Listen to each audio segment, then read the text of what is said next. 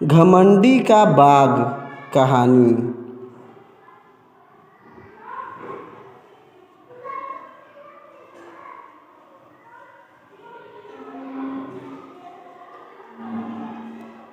School से लौटकर सभी बच्चे घमंडी के बाग में खेलते थे।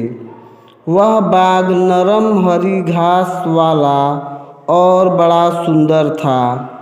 पेड़ की टहनियों पर चिड़िया गाती तो बच्चे उन्हें सुनने के लिए खेलना बंद कर देते थे। यहाँ हम कितने खुश हैं, वे एक दूसरे से कहते।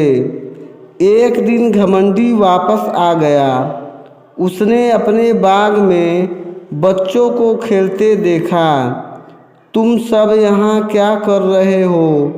वह चिल्लाया। सारे बच्चे वहाँ से भाग गए। यह मेरा बाग है और यह सिर्फ मेरे लिए है, घमंडी ने कहा। उसने बाग के चारों ओर एक ऊंची चहारदीवारी बनाई। उसके बाहर एक बोर्ड टांग दिया, बाग में आना सख्त मना है। अब बच्चों के खेलने के लिए कोई जगह नहीं बची। वसंत का मौसम आया। सभी जगह छोटे छोटे फूल खिलने लगे। नन्ही चिड़ियाँ चहकने लगीं, परंतु घमंडी के बाग में अभी भी जाड़ा ही था। वहाँ थी केवल बर्फ और ठंडी हवा। हवा ने कहा, हमें ओलों को भी बुलाना चाहिए। फिर क्या था, हर दिन 3 घंटे बड़े बड़े ओले बरसने लगे। घमंडी सोचता जल्दी ही मौसम बदलेगा, लेकिन न वसंत आया और न ही गर्मी। एक दिन घमंडी अपने पलंग पर लेटा था। उसे मधुर संगीत सुनाई दिया।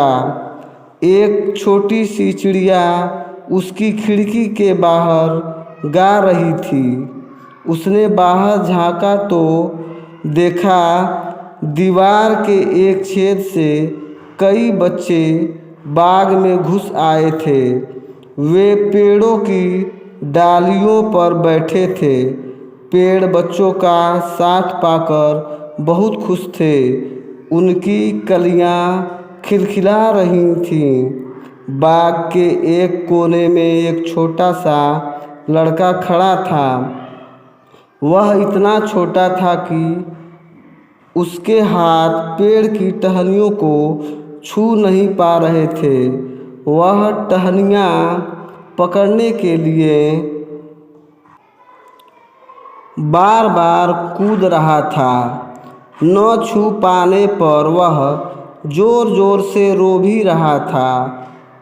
चढ़ो बेटा, पेड़ ने कहा और अपनी डालियों को नीचे झुका दिया।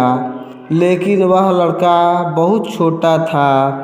यह सब देखकर घमंडी का दिल पिघल गया। मैं कितना बुरा हूँ, घमंडी ने सोचा। अब मुझे पता चला कि वसंत मेरे बाग में क्यों नहीं आया।